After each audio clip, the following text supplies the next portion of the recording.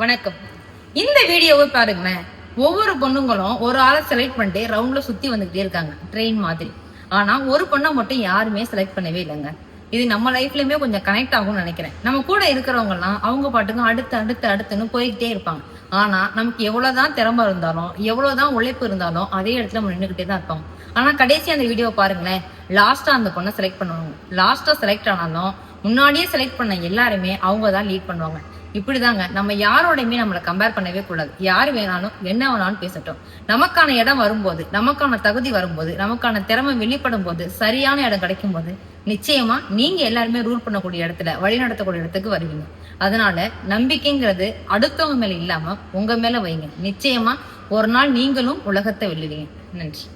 ஒரு பெண் பேசினால் வாயாடி, பேசாவிட்டால் ஊமை, கேட்கிற கேள்விக்கு பதில் சொன்னா திமிரு பிடிச்சவ, கல்யாணம் ஆகலன்னா முதிர்கண்ணி, திருமணமாகி கணவன் இறந்து விட்டால் விதவை, திருமணமாகி குழந்தை பிறக்கவில்லை என்றால் மலடி என்று நீங்கள் எல்லாம் ஓரம் கட்டி கொண்டிருக்கும் பொழுது அவள் படித்த பிறகுதான் சார் இந்த கெட்ட வார்த்தைகள் எல்லாம் நல்ல வார்த்தைகளை பார்த்து அம்மா வந்திருக்காங்க, டீச்சர் வந்திருக்காங்க, நர்ஸ் அம்மா வந்திருக்காங்க, கலெக்டர் அம்மா வந்திருக்காங்க, பைலட் ஓட்டுறது ஒரு பெண்ணா, மெட்ரோ ஓட்டுறது ஒரு பெண்ணான்னு உச்சி முகர்ந்து இன்னைக்கு கொண்டாட தொடங்கி இருக்கிறார்கள் என்று சொன்னால் நாங்க படிச்ச படிப்பு சார்.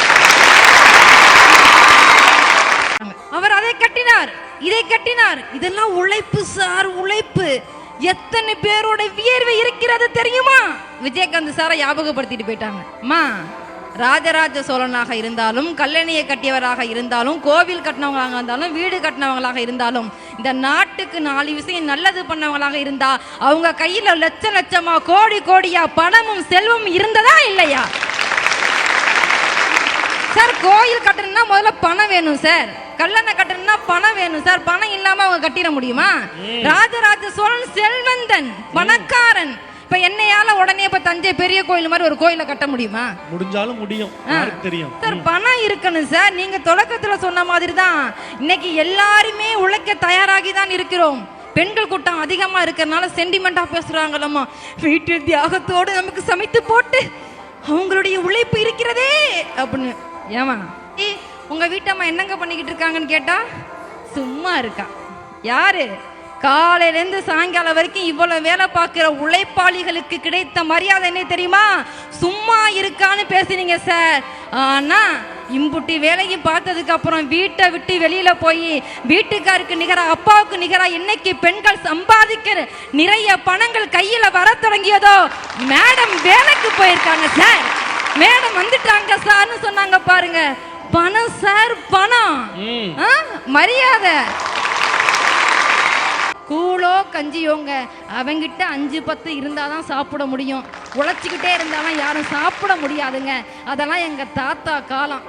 தாத்தா காலத்துல தான் கூழை குடிச்சு விட்டு வயல்ல வேலை பார்ப்பாங்களாம். எங்க அப்பா காலத்துல தான் வாங்க 2 நாள் சாப்பிட்டுட்டு 4 நாள் வேலை பார்ப்பாங்களாம்.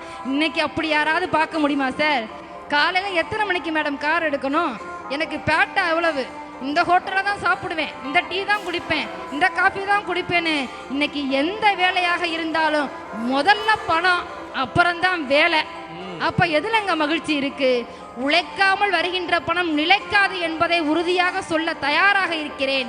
ஆனால் இந்த உலகம், தமிழர்கள், தமிழ்நாட்டு பெண்கள், தமிழ்நாட்டு ஆண்கள் உழைக்க தயாராக இருக்கிறார்கள். ஆனால் மகிழ்ச்சியாக இருக்கிறார்கள் என்று கேட்டால் நிச்சயமாக இல்லை. காரணம், அவர்களிடத்தில் பணம் இல்லை, அதனால் மகிழ்ச்சியாக இல்லை. கவியரசு கண்ணதாசனுடைய பாடல் வரிகளை படிக்காதவர்கள், பாட்டை கேட்காதவங்க யாராவது உண்டாங்க? அவர் சொல்லியிருக்காருங்க அழகா ஒரு தத்துவத்தை. கவியரசு கண்ணதாசனுக்கு நிறைய பிள்ளைகள், நம்ம எல்லாருக்கும் தெரியும். தீபாவளி சமயத்துல அவர்கிட்ட பணம் இல்லை, அண்ணன் கிட்ட பணம் இருக்கு. போய் பணம் கேட்கிறாரு, அண்ணா எனக்கு கொஞ்சம் பணம் கொடுங்க. அவர் தரமாட்டேன்னு சொல்லிட்டார். இது எல்லார் வீட்லயும் நடக்கிறது தானே. அப்ப கண்ணதாசன் சோகமா வந்து திண்ணையில வந்து உட்கார்றார். என்னடா அது தீபாவளி வந்துருச்சு பிள்ளை. ஏன்னா காலையில 7 மணிக்கு போயிட்டு நைட்டு 10 மணிக்கு கடையை அடிச்சுட்டு தள்ளுவண்டு கடையில ஒரு இட்லியை ஒரு தோசையை வாங்கி சாப்பிட்டு பாதி சாப்பிட்டும் பாதி சாப்பிடாம போயிட்டு தூங்கிட்டு அடுத்த காலையில வேலைக்கு வரான்ல, அவங்கிட்ட போய் கேளுங்க பணத்தோட அருமைய. ஒரு நாளாவது 3 வேளை சாப்பிட மாட்டோமான்னு எத்தனை பேர் இயங்கிக்கிட்டு இருக்காங்க. அடுத்து எங்க தீபாக்கா வர போறாங்க. அந்த அக்கா அந்த படம் நடிச்சு எத்தனையோ வருஷம் ஆச்சு. இன்னைக்கும் இந்த சூழ்நிலையை எத்தனை பேர் சந்திக்கிறாங்க தெரியுமா? அவங்க காது குத்து வைப்பாங்க. அவங்க வீட்டுக்காரோட பத்திரிக்கை கொடுக்க வரும்போது எல்லா அண்ணன் தம்பி பேரும் இருக்கும், ஒருத்தன் பேரும் மட்டும் இருக்காது. ஏன்னா அவன் வேலைக்கு போகல, அவன்கிட்ட பணம் இல்லையா, அதனால பேர் போட்டிருக்க மாட்டாங்க.